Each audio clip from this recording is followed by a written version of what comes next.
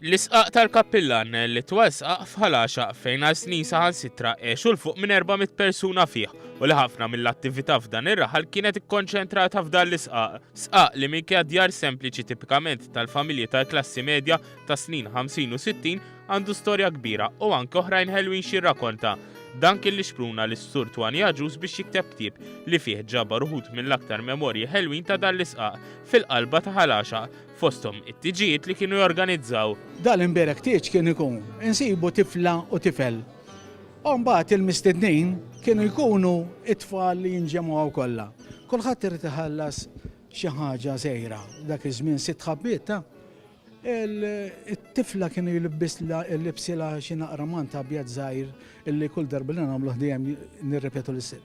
Bukket fjuri tal-plastik u ninżlu hemm isfel u nitilgħu saw fuq ta' parsi tieġ.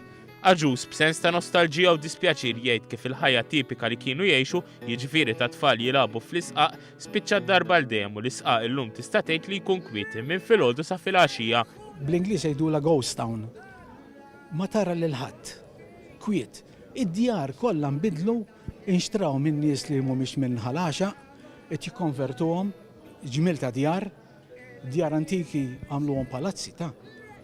Allura tinżelaw isek tgħid niżelaw għal xejn ma nintaqa' ma' ħadd.